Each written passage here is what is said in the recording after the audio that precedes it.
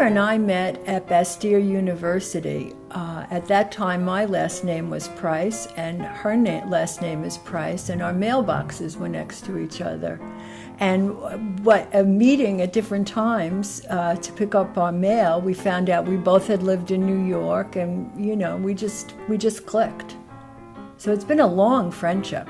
Yeah, it's been a long friendship, and there was a newsletter that I started, Sound Integrated Health News, and I asked Susan to be my nutrition editor on that, and so we've also worked on an online newsletter as well.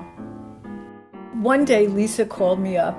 She said, Susan, I have this idea and I've been kicking it around, and what do you think? And I said, well, let's get together and talk about it. And the amazing thing about us writing this book together is that everything pretty easily fell into place.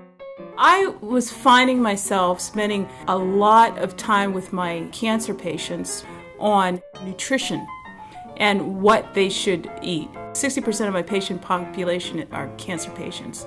And I realized that there wasn't a really good resource for my patients. And I thought, well, we really need to put something together. Secondly, nutrition is extremely powerful, particularly during cancer treatment, to decrease side effects and increase quality of life. The process for selecting the recipes, we met at a cafe, and I came with just tons of recipes, and Lisa looked them over, and she said, well, this has nutrients that would be good. Right, so Susan had a huge breadth of recipes. The cookbook is that it's hypoallergenic. So we had to make sure that the recipes that we were going to put into the book were free of dairy, sugar, gluten and processed soy. Sugar, and soy. Also, we wanted to make sure that the recipes in the cookbook tasted good, actually tasted more than good, they tasted delicious. Each of the recipes is hand-selected based on their nutrient values that align with the phase of treatment that patients are going through. We also integrated quite a few of our family recipes.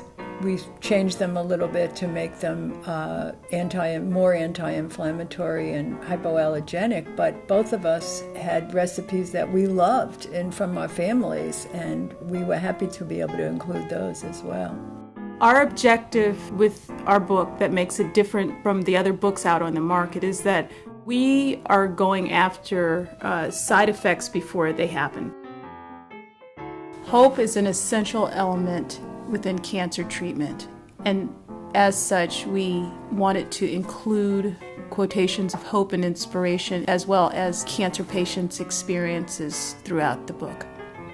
Another aspect of the book that we felt was really important is that people that are going through serious illnesses need to have some sense that they have some control over their lives, because they're surrounded by a lot of medical information, which of course is very important, but they feel kind of helpless, and they would be involved as one of the participants, not only in a passive way, but also in an active way, which we thought was important. Did not want to take comfort out of any foods that people were eating.